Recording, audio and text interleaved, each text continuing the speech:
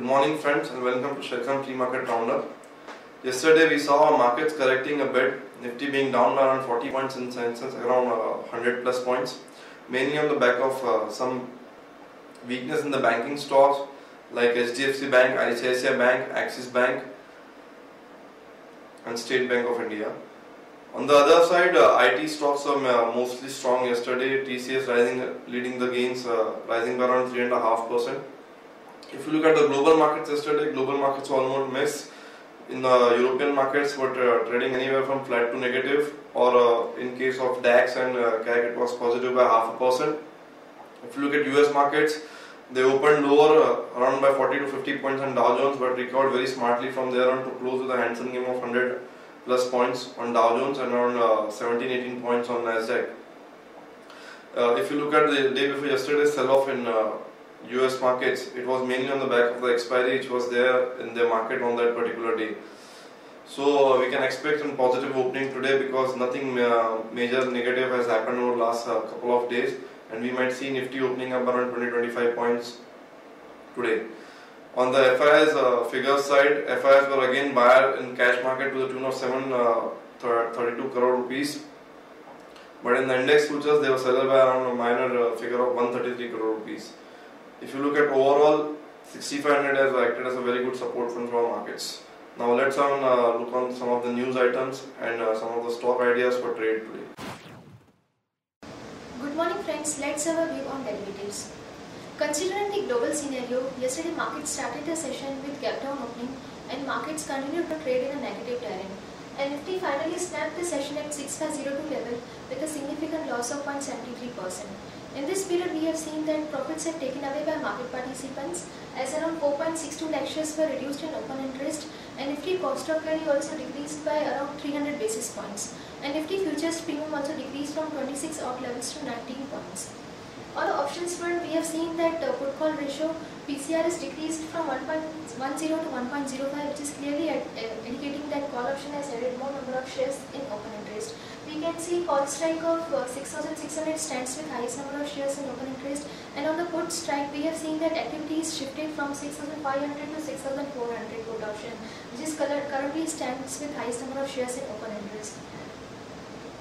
Our intraday support would be 6488 and the resistance would be 6550, and Singapore Nifty is up today by 33.6, quoting at 6534 levels, so we may see a positive opening likely in Indian markets. And there is one security in Bank period today, which is L&T Finance Holding, and yesterday the FIs were net sellers of approximately 800 odd crores in future and option segment. Overall, our bias for the market is negative as we are trading below our 6530 level.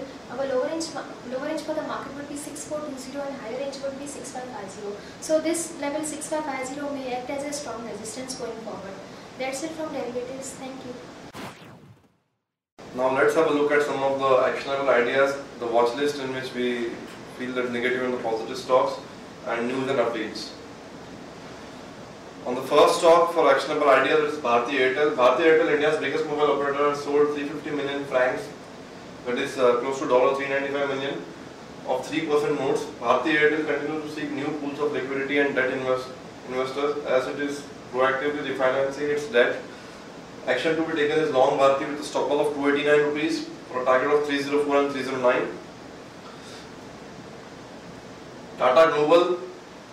According to a Starbucks statement in US, India is the strongest growing market. In the last 17 months, they have opened close to 40 stores in India. Action to be taken is go now on Tata Global with a stop loss of 138 for a target of 145 and 148. Sunteck Realty, as per media reports, Ajay Piramal Group has picked up 3.5% stake in Sunteck Realty for a valuation of for a value of 65 crore rupees, valuing the company at close to 1857 crore rupees, which is 11% higher than the current valuation. Go long with a stop loss of 260 for a target of 273 and 278.